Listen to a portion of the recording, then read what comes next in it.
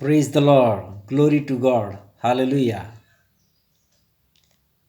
आजिकर ଏହି ସମୟ ଏବଂ ସହଭାଗିତା ପାଇଁ ବା ପବିତ୍ର ଆତ୍ମାଙ୍କର ଏହି ଚାଳନା ଯାହା ଆତ୍ମିକ ଭୋଜନ ମୋ ପାଇଁ ବା ଆପଣମାନଙ୍କ ନିମନ୍ତେ ବା ଜଗତର ସମସ୍ତ ଜାତି ଭାଷାବାଦୀ ଗୋଷ୍ଠୀ ଏବଂ ପରିବାର ନିମନ୍ତେ ସମସ୍ତ ରାଜନେତା ଏବଂ ଶାସନକର୍ତ୍ତାମାନଙ୍କ ନିମନ୍ତେ ବା ବିଶ୍ୱମଣ୍ଡଳୀ ନିମନ୍ତେ ଯେଉଁ ସତ୍ୟତା ଯାହା ପବିତ୍ର ଆତ୍ମା ମୋ ଦେଇ ଆଜି ଆପଣମାନଙ୍କୁ କହିବା ନିମନ୍ତେ ଚାହାନ୍ତି ଆଉ ସେହି ବିଷୟଟି ହେଲା ଯୀଶୁଖ୍ରୀଷ୍ଟ ଯାହା ଶୈତାନକୁ ଉତ୍ତର ଦେଇଥିଲେ ତାଙ୍କ ଜୀବନରେ ଆସିଥିବା ପରୀକ୍ଷା ଏବଂ ପ୍ରଲୋଭନ ସମୟରେ। ଆଉ ସେହି ପରୀକ୍ଷା କେବଳ ଯୀଶୁଙ୍କ ଜୀବନରେ ଆସିଥିଲା, କେବଳ ତାହା ନୁହେଁ, ମାତ୍ର ସେହି ପରୀକ୍ଷା ଆଜି ଜଗତର ସମସ୍ତ ଲୋକମାନଙ୍କ ଜୀବନରେ ମଧ୍ୟ ଆସିଛି, ଆସୁଛି ଏବଂ ଆସିବ।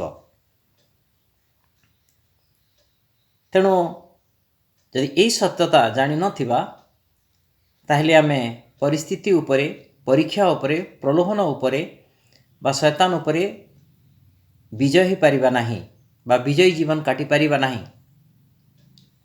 ତେଣୁ ଏହି ବାକ୍ୟର ସତ୍ୟତା ଯାହା ଆଜି ପବିତ୍ର ଆତ୍ମା ମୋତେ ବା ଆମମାନଙ୍କୁ ବା ମଣ୍ଡଳୀକୁ ଦେବାକୁ ଯାଉଅଛନ୍ତି,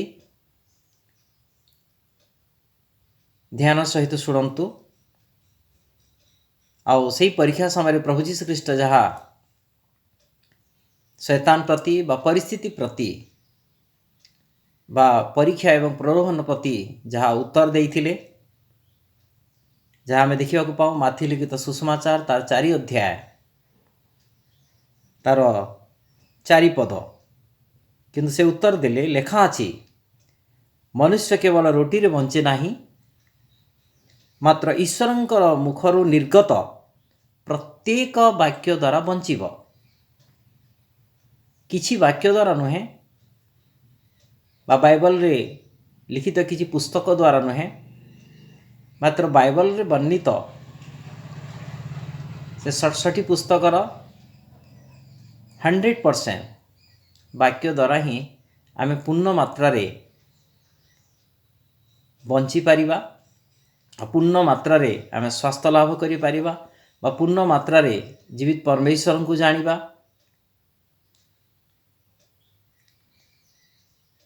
ତେଣୁ ସବୁ ବାକ୍ୟ ମୋ ପାଇଁ, ପୁଣି ଆପଣମାନଙ୍କ ପାଇଁ ଏବଂ ମଣ୍ଡଳୀ ପାଇଁ ନିହାତି ଆବଶ୍ୟକ। କାରଣ ବାକ୍ୟ ଦ୍ୱାରା ଯେଭଳି ଭାବରେ ଆଦ୍ୟରେ ପରମେଶ୍ୱର ଆକାଶ ମଣ୍ଡଳ ଏବଂ ପୃଥିବୀ ସୃଷ୍ଟି କଲେ ଆଉ ବିଗିଡ଼ି ଯାଇଥିବା ମଣିଷକୁ ବା ସୃଷ୍ଟିକୁ ପୁନର୍ବାର ସେହି ତାଙ୍କର ମୁଖ ନିଃସୃତ ବାକ୍ୟ ଦ୍ୱାରା ହିଁ ପୁନର୍ନିର୍ମାଣ କରିବା ପାଇଁ ଚାହାନ୍ତି। ପୁନର୍ନିର୍ମିତ ହେବା ପାଇଁ ବା କନ୍ୟା ଭାବରେ ପ୍ରସ୍ତୁତ ହେବା ପାଇଁ ବା ମଣ୍ଡଳୀ ସତ୍ୟମଣ୍ଡଳୀ ଭାବରେ ନିର୍ମିତ ହେବା ପାଇଁ ବା ମନ୍ଦିର ହିସାବରେ ନିର୍ମିତ ହେବା ପାଇଁ ଯେଉଁ ସ୍ଥାନରେ ଈଶ୍ୱର ବିଶ୍ରାମ ବା ବାସ କରିବେ, ବାକ୍ୟ ହିଁ ଅତି ଜରୁରୀ ଅଟେ। ବାକ୍ୟ ବିନା ଆଉ କୌଣସି ଉପାୟ ନାହିଁ, ଯାହାଦ୍ୱାରା ଆମେ ଈଶ୍ୱରଙ୍କର ଅନୁରୂପରେ ନିର୍ମିତ ହେବା ବା କନ୍ୟା ଭାବରେ ପ୍ରସ୍ତୁତ ହେବା ବା ମନ୍ଦିର ଭାବରେ ନିର୍ମିତ ହେବା ବା ପାପରୁ ପରିଷ୍କାର ହେବା ଆଉ ଈଶ୍ୱରଙ୍କର ବାସସ୍ଥାନ ବା ବିଶ୍ରାମ ସ୍ଥାନ ହୋଇପାରିବା। ତେଣୁ ପ୍ରଭୁ ଆପଣା ଠାରୁ ମଧ୍ୟ ନିଜେ ବାକ୍ୟକୁ ଅଧିକ ମହତ୍ଵ ବା ଗୁରୁତ୍ୱ ଦିଅନ୍ତି। ବାକ୍ୟ ବାହାରେ କିଛି କହନ୍ତି ନାହିଁ, ବାକ୍ୟ ବାହାରେ କିଛି କରନ୍ତି ନାହିଁ, ଆଉ ବାକ୍ୟ ବାହାରେ ମଧ୍ୟ କିଛି ମୋ ଠାରୁ ବା ଆମମାନଙ୍କ ଠାରୁ ବା ମଣ୍ଡଳୀ ଠାରୁ, କନ୍ୟା ଠାରୁ ଅପେକ୍ଷା କରନ୍ତି ନାହିଁ। ନିଜେ ହିଁ ବାକ୍ୟ ଭିତରେ ରହନ୍ତି। ତେଣୁ ବାକ୍ୟକୁ ମୁଁ ବା ଆମ୍ଭେମାନେ ଗୁରୁତ୍ୱ ଦେବାର ଅଛି। ତେଣୁ ପ୍ରଭୁ ଯୀଶୁଖ୍ରୀଷ୍ଟ ମଧ୍ୟ ତାଙ୍କର ଜୀବନ କାଳରେ କହିଲେ, ଆକାଶ ଏବଂ ପୃଥିବୀ ଲୋପ ପାଇବ, ମାତ୍ର ଈଶ୍ୱରଙ୍କର ମୁଖ ନିଃସୃତ ବାକ୍ୟର ବା ପବିତ୍ର ଆତ୍ମାଙ୍କ ଦ୍ୱାରା ରଚିତ ବାକ୍ୟର ବିନ୍ଦୁ ବା ବିସର୍ଗ ସୁଦ୍ଧା ଲୁପ୍ତ ହେବ ନାହିଁ। କାରଣ ବାକ୍ୟ ଅନନ୍ତ କାଳ ସ୍ଥାୟୀ ଅଟେ। ବାକ୍ୟରେ ଆତ୍ମା ପୁଣି ଜୀବନ ଅଛି। ବାକ୍ୟ ଅଟଳ ଅଟେ। ବାକ୍ୟ ନିର୍ମଳ ଅଟେ। ବାକ୍ୟ ପ୍ରମାଣ ସିଦ୍ଧ ଅଟେ। ବାକ୍ୟ ପ୍ରତିଜ୍ଞାଯୁକ୍ତ ଅଟେ। ଆଉ ବାକ୍ୟରେ ଆଶ୍ଚର୍ଯ୍ୟ ବିଷୟମାନ ଅଛି। ଆଉ ବାକ୍ୟ ଦ୍ୱାରା ଈଶ୍ୱର ଆପଣା ମହିମାକୁ ପ୍ରକାଶ କରିଛନ୍ତି। ଆଉ ଆପଣାର ପରିଚୟ ବାକ୍ୟ ଦ୍ୱାରା ହିଁ 100% ଅଲରେଡ଼ି ଈଶ୍ୱର ଜଗତକୁ ଦେଇସାରିଛନ୍ତି। ତେଣୁ ବାକ୍ୟରେ ହିଁ ଆମେ ଈଶ୍ୱରଙ୍କର ଅନ୍ୱେଷଣ କରିବା, ଅନୁସନ୍ଧାନ କରିବା। ଆଉ ବାକ୍ୟ ରୂପକ ନିଗୁଡ଼ ବାକ୍ୟ ରୂପକ ଦର୍ପଣରେ ଆମେ ଈଶ୍ୱରଙ୍କର ମହିମାକୁ ଦିନ ପ୍ରତିଦିନ ଦେଖୁ ଆମେ ତାଙ୍କର ଅନୁରୂପରେ ମଧ୍ୟ ନିର୍ମିତ ହେଉଥିବା। ତେଣୁ ପ୍ରତିଦିନ ପ୍ରତିକ୍ଷଣ ବାକ୍ୟ ପଠନ, ଅଧ୍ୟୟନ ଏବଂ ଧ୍ୟାନ କରିବା ନିହାତି ଆବଶ୍ୟକ। ଆଉ ବାକ୍ୟ ନେଇ ଧନ୍ୟବାଦ ଦେବା, ବାକ୍ୟ ନେଇ ପ୍ରାର୍ଥନା କରିବା, ବାକ୍ୟକୁ ପ୍ରୟୋଗ କରିବା, ବାକ୍ୟକୁ ଯିବା ଆସିବା, ଖାଇବା, ଶୋଇବା ସମୟରେ ମଧ୍ୟ ଆମେ ଧ୍ୟାନ କରିବା ନିହାତି ଆବଶ୍ୟକ। କାରଣ ବାକ୍ୟକୁ ଧ୍ୟାନ କରିବା ଦ୍ୱାରା ହିଁ ଆମମାନଙ୍କୁ ପ୍ରକାଶନ ମିଳିବ ବା ଆତ୍ମାଙ୍କର ଚାଳନା ମିଳିବ ବା ସେ ବାକ୍ୟ ଦ୍ୱାରା ହିଁ ଈଶ୍ୱର ମୋର ବା ଆମମାନଙ୍କର ବା ପଢ଼ୁଥିବା ଲୋକମାନଙ୍କର ମନ ତଥା ହୃଦୟ ଜୀବନରେ ସେ କଥାବାର୍ତ୍ତା କରନ୍ତି, ତାଙ୍କର ଇଚ୍ଛାକୁ ପ୍ରକାଶ କରନ୍ତି ଆଉ ତାଙ୍କର ମହିମାକୁ ଦେଖାନ୍ତି। ଆଉ ସେ ଆମର ମନ ତଥା ହୃଦୟ ଜୀବନକୁ ସେଇ ବାକ୍ୟର ପ୍ରକାଶନ ଦ୍ୱାରା ଗଢ଼ନ୍ତି। ଆଉ ପ୍ରଥମେ ଏ ବାକ୍ୟ ଆମର ମାଇଣ୍ଡରେ ସେ ଲେଖିବା ପାଇଁ ଚାହାନ୍ତି। ଆଉ ଯେତେବେଳେ ଆମେ ବୁଝୁ ଏବଂ ପାଳନ କରୁ ସେତେବେଳେ ଏ ବାକ୍ୟଟି ଆମର ହୃଦୟକୁ ଆସିଯାଇଥାଏ। ଆଉ ହୃଦୟରୁ ଶୈତାନ ବାକ୍ୟକୁ ଚୋରି କରିପାରିନଥାଏ। ତେଣୁ ବାକ୍ୟକୁ ବୁଝିବା ଏବଂ ବୁଝିବା ବାକ୍ୟକୁ ପାଳନ କରିବା ବା ଅଭ୍ୟାସ କରିବା ନିହାତି ଆବଶ୍ୟକ। ଆଉ ଏଇ ବାକ୍ୟ ଦ୍ୱାରା ହିଁ ମୁଁ ଅଧିକରୁ ଅଧିକ ଏ ଦିନମାନଙ୍କରେ ଈଶ୍ୱରଙ୍କୁ ବୁଝୁଛି ବା ଜାଣୁଛି ଆଉ ତାଙ୍କର ଅନୁରୂପରେ ନିର୍ମିତ ହେଉଛି। ତାଙ୍କର ମହିମାକୁ ମୁଁ ଦେଖୁଛି ସ୍ୱପ୍ନରେ ବା ଦର୍ଶନରେ ବା କୃତ ଆଶ୍ଚର୍ଯ୍ୟ କ୍ରିୟା ସକଳରେ ଦେଖିବା ଟେମ୍ପରାରୀ ବା ସାଧାରଣ ବିଷୟ ଅଟେ। ମାତ୍ର ନିଗୁଡ଼ ବାକ୍ୟ ରୂପ ଦର୍ପଣ ସାହାଯ୍ୟରେ ଈଶ୍ୱରଙ୍କୁ ଦେଖିବା ବା ଜାଣିବା, ଅନୁଭବ କରିବା, ଜ୍ଞାତ ହେବା, ବୁଝିବା ଏଇଟା ଚିରସ୍ଥାୟୀ ଅଟେ। ତେଣୁ ଅନେକ ସମୟରେ ଏହି ଶିଶୁ ଅବସ୍ଥାରେ ଆମ୍ଭେମାନେ ରହି ନ ଯାଉଁ କିଛି ସ୍ୱପ୍ନ ଏବଂ କିଛି ଦର୍ଶନ, କିଛି ଭାବବାଣୀ ଏବଂ କିଛି ଆଶ୍ଚର୍ଯ୍ୟକ୍ରମ ଆଉ କିଛି ପ୍ରାର୍ଥନାର ଉତ୍ତରରେ ଆମେ ତୃପ୍ତ ବା ସନ୍ତୋଷ ହେଇ ନ ଯାଉଁ। ମାତ୍ର ଦିବାରାତ୍ର ଆଜିଠୁ ବା ଏବେଠୁ ବଞ୍ଚିଥିବା ଯାଏ ଆମେ ତାଙ୍କର ବାକ୍ୟରେ ହିଁ ତାଙ୍କର ମୁଖ ଅନ୍ୱେଷଣ କରିବାର ଅଛି। କାରଣ ଈଶ୍ୱର ତାଙ୍କର ପୂର୍ଣ୍ଣତାକୁ ବାକ୍ୟ ଦ୍ୱାରା ହିଁ ଆମମାନଙ୍କ ନିକଟରେ ପ୍ରକାଶ କରିଅଛନ୍ତି। ଆମ ନିଜ ଭାଷାରେ, ଆମ ବୁଝିବା ହିସାବରେ ଯେତେବେଳେ ଆଜି ବାକ୍ୟ ଆମମାନଙ୍କ ନିକଟରେ ଅଛି, କେତେ ଆମେ ସୌଭାଗ୍ୟବାନ। ଏହାକୁ ଆମେମାନେ ଅବହେଳା କରିବାଟା ଠିକ୍ ନୁହେଁ। ତେଣୁ ଆମେ ଏ ଦିନମାନଙ୍କରେ ଆମେ ବାକ୍ୟକୁ ଅଧିକ ଭାବରେ ଆମେ ଗୁରୁତ୍ୱ ଦେଉଁ, ଶ୍ରେଷ୍ଠ ସ୍ଥାନ ଦେଉଁ। ପ୍ରତିଦିନ ଜୀବନରେ ନିଶ୍ଚିତ ଭାବରେ ଏହା ଆମେ ସମୟ ବାହାର କରି ପଢ଼ିବା ତ କହିବା ଭୁଲ ହେବ। ଆମେ ପ୍ରଥମେ ବାକ୍ୟ ପଢ଼ୁବା ସମୟ ବାହାର କରି ଅନ୍ୟାନ୍ୟ କାର୍ଯ୍ୟ ଗୁଡ଼ାକ ଆମେ କରୁ।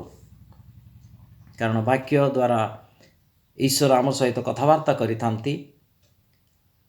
ବାକ୍ୟ ଦ୍ୱାରା ଆମର ମନ ତଥା ହୃଦୟ ଜୀବନ ବା ଶରୀରକୁ ମଧ୍ୟ ସେ ସୁସ୍ଥ କରନ୍ତି। ବାକ୍ୟରେ ଲେଖା ଅଛି, ସେ ଆପଣା ବାକ୍ୟ ପଠାଇ ଆମମାନଙ୍କୁ ସୁସ୍ଥ କରନ୍ତି।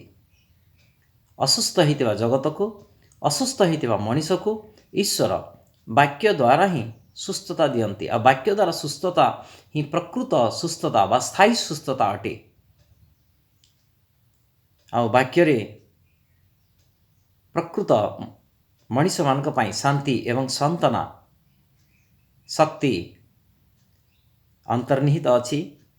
ତେଣୁ ଏ ଦିନମାନଙ୍କରେ ମୁଁ ବା ଆମ୍ଭେମାନେ ଈଶ୍ୱରଙ୍କର ମୁଖ ନିଃସୃତ ବାକ୍ୟକୁ ବା ପବିତ୍ର ଆତ୍ମାଙ୍କ ଦ୍ୱାରା ରଚିତ ବାକ୍ୟକୁ ଆମେ ଗୁରୁତ୍ୱ ଦେଉ।